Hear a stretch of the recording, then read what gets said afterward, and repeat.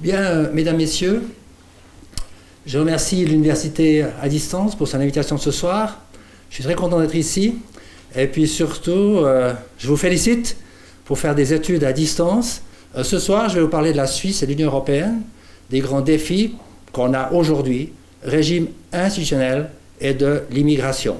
Nous sommes certainement dans une situation actuelle aujourd'hui des plus complexes, des plus difficiles, des plus critiques qu'on ait simplement jamais connues. C'est simple. Située au cœur de l'Europe et partageant plusieurs cultures avec le continent, la Suisse a développé une politique d'intégration européenne depuis la fin de la Deuxième Guerre mondiale qui était marquée par des facteurs et des dominantes aux racines très profondes. Ces facteurs perdurent aujourd'hui et sont absolument essentiels pour comprendre la situation dans laquelle on est et quelles sont les éventuelles portes de sortie. Ces facteurs forment un cadre qui a déterminé les limites de la Suisse. J'en citerai trois. Ils sont très importants, on les connaît tous, mais on mesure peut-être mal leur poids. Premièrement, la politique de neutralité. Deuxièmement, la démocratie directe. Et troisièmement, la libre circulation des personnes et l'agriculture. Comme nous le verrons, la Suisse a conclu de bons accords avec l'Union européenne, de très bons accords. Le degré d'intégration a beaucoup augmenté, mais aussi les exigences de l'Union européenne, aujourd'hui, pour lesquelles on fait face à des défis majeurs. Dans deux domaines très sensibles, ces deux domaines, c'est la souveraineté et c'est la libre circulation des personnes. Principaux défis, eh bien, il y en a trois aujourd'hui. Depuis 2010, l'accès de la Suisse au marché intérieur est tout simplement bloqué par l'Union européenne. L'Union européenne exige un renforcement majeur du mécanisme institutionnel lié aux accords bilatéraux. Deuxième chose, deuxième défi, c'est le 9 février 2014, la votation de la population suisse qui freine l'immigration de masse. Cette initiative a introduit un nouvel article dans la Constitution, comme vous le savez tous, qui exige la réintroduction de contingents annuels d'immigration avec l'Union européenne et la préférence nationale pour l'engagement de personnes. Jusqu'à aujourd'hui, l'Union européenne a catégoriquement refusé d'entrer en matière avec la Suisse pour renégocier l'accord sur la libre circulation des personnes. La Suisse au cœur de l'Europe, deuxième point, oui, des relations économiques qui sont intenses. Vous voyez, au niveau du commerce, le 73% de nos importations viennent de l'Union européenne et le 55% des exportations suisses va vers l'Union européenne. Donc c'est 1 franc sur 2 exporté dans le monde qui va vers l'Union européenne.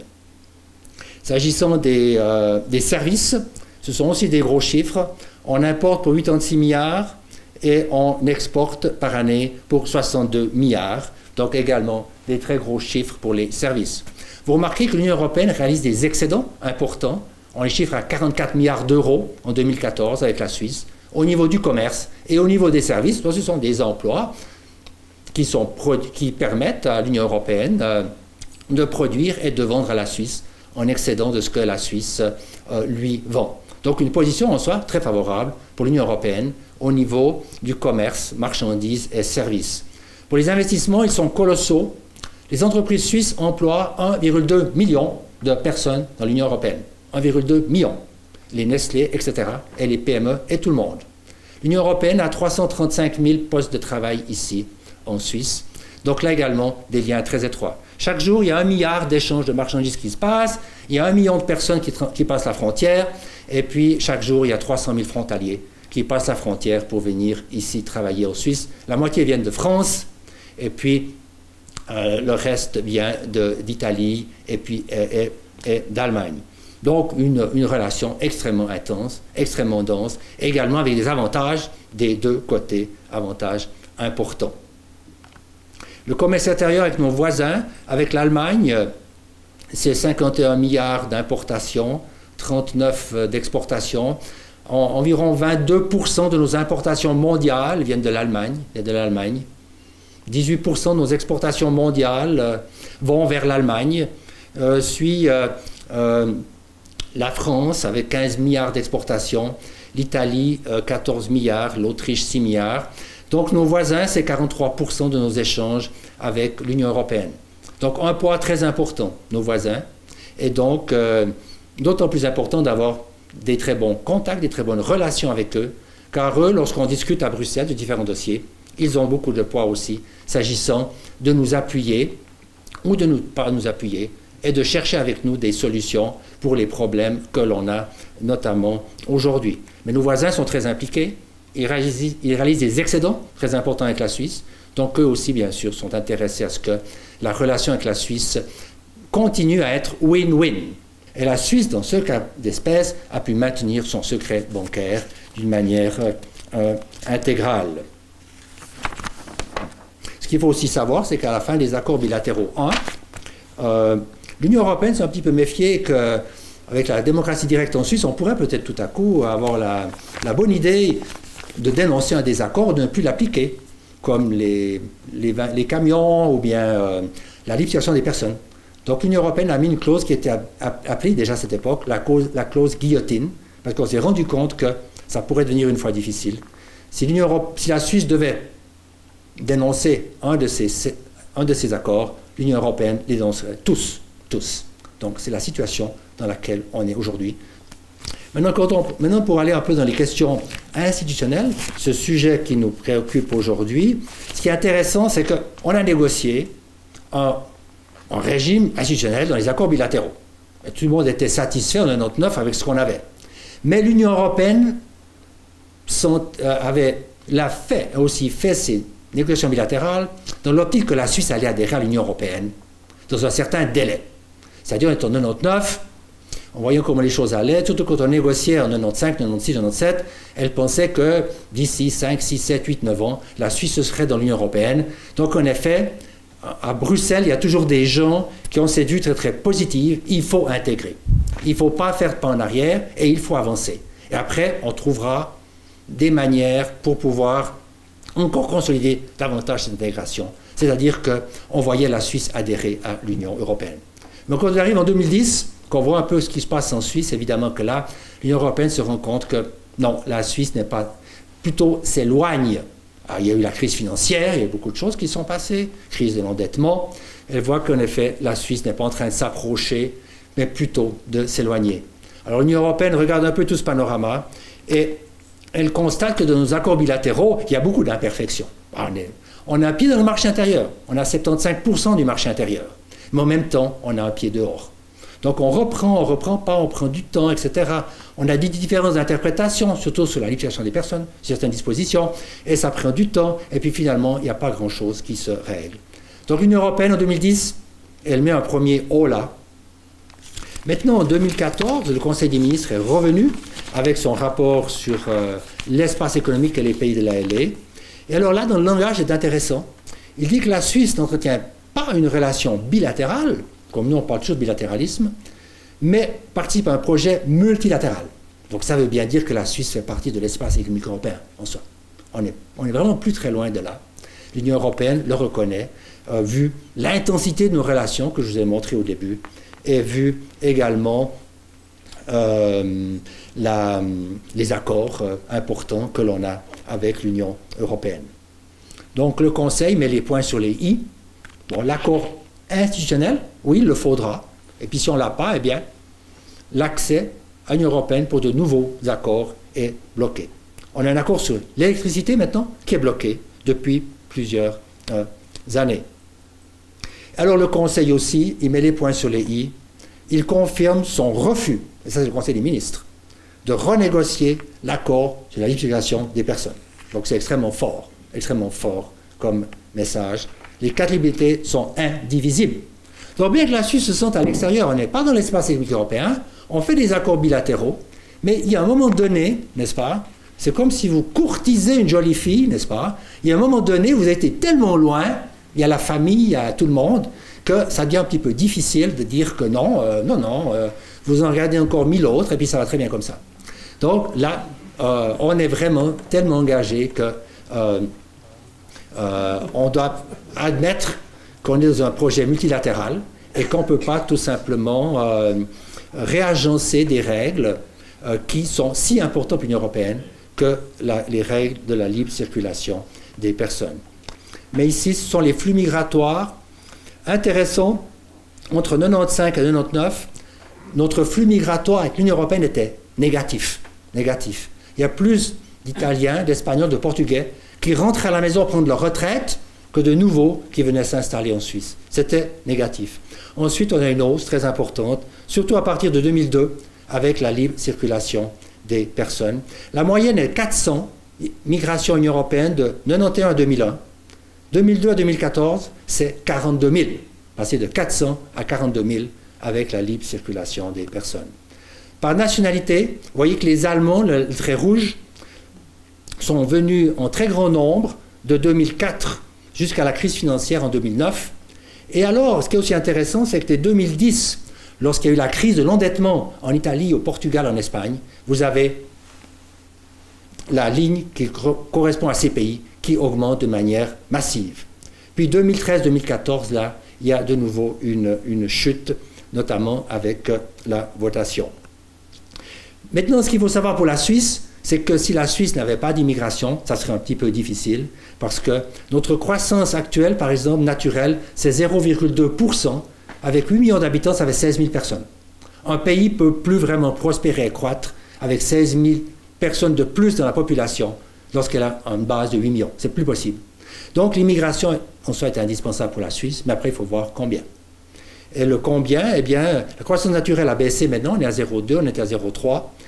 On est à 0,8 pour la migration, on était à 0,3 seulement dans la période de faible croissance de 2001, et on était à 0,4 avant. Mais il faut bien savoir que le message, c'est qu'une certaine immigration pour la Suisse, en soi, pour continuer à prospérer et à croître, est indispensable.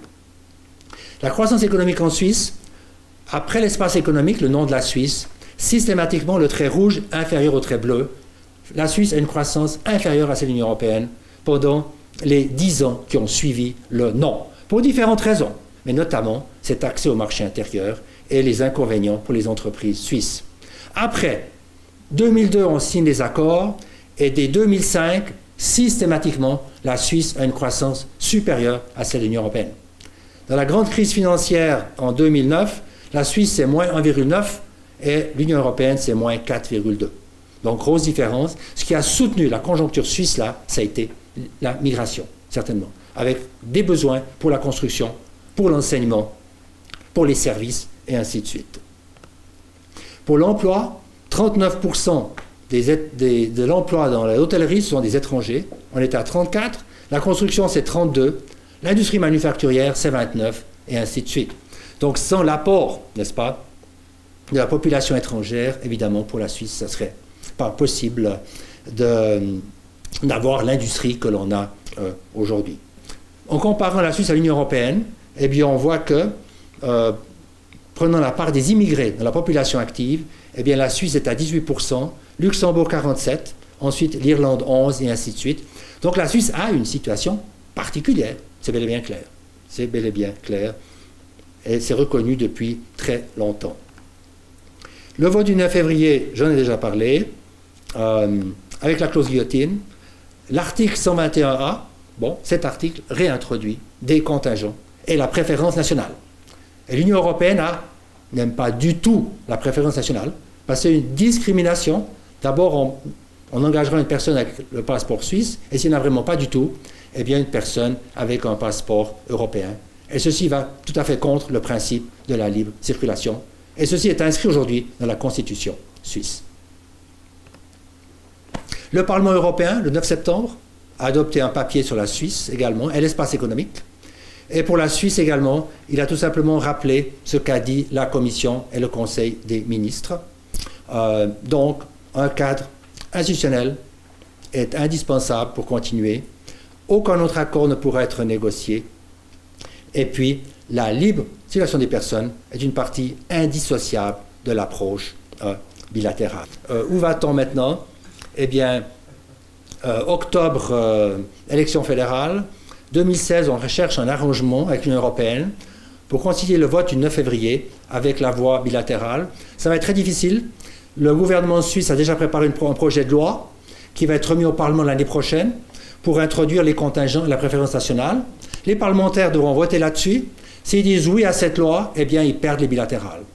Donc, beaucoup de parlementaires veulent garder les bilatérales. Donc, ils auront beaucoup de peine à voter. Peut-être la loi ne sera pas adoptée tout simplement. Si elle n'est pas adoptée, le Conseil fédéral, cette fois, ceux qui ont écrit l'initiative l'ont écrit de manière très, très, très intelligente.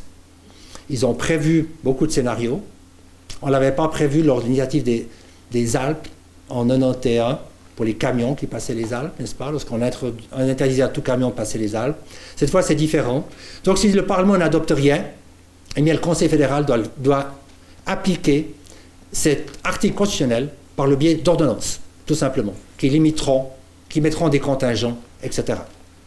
Alors là, qu'est-ce qui se passe? Ces ordonnances seront contraires à notre accord international sur la libération des personnes. Ça veut dire qu'au tribunal fédéral, elles pourront être remises en question. Et le tribunal fédéral les déclarera donc incompatibles. A contrario, si le Conseil fédéral n'applique pas l'article constitutionnel, dans le cas d'ordonnance, on peut aussi aller au tribunal fédéral en disant que le Conseil fédéral n'applique pas l'article constitutionnel. Donc, c'est un peu un catch-22, c'est une quadrature du cercle, c'est une situation impossible. Et maintenant, 2016 sera évidemment décisif pour voir dans quelle mesure est-ce que la Suisse peut proposer à l'Union européenne une solution très originale, mais personne n'a encore trouvé cette solution. Mais il faudra un engagement important. On a parlé de la recherche avec M. Panati il y a quelques minutes. Oui, on nous a déjà dit, en 2016, il faudra renouveler l'engagement de la Suisse dans le programme de recherche. Et, ma foi, si on n'a pas résolu la question de la libre circulation des personnes, eh bien la Suisse va trouver un statut qui sera assez éloigné du statut actuel dans la recherche. Et si vous pensez au programme BRAIN du cerveau actuellement à Lausanne, 1 milliard, c'est 1 milliard sur 10 ans qui est géré ici depuis la Suisse, eh bien là, il y aura des conséquences importantes. Enfin, je conclus. La politique économique d'intégration a fait face à 2 défis. Je vous les ai cités. Nous n'avons plus de situations aussi difficiles et complexes depuis 1992. Le dossier européen sera un dossier clé pour la prochaine législature. Vu leurs liens économiques très étroits, la Suisse et l'UE ont un intérêt à maintenir le plus haut niveau d'intégration possible. Et finalement, ce niveau, eh bien, il sera déterminé par une solution de la part de la Suisse à la problématique de la libre circulation des personnes et aussi par un accord institutionnel. Voilà, je vous remercie pour votre attention.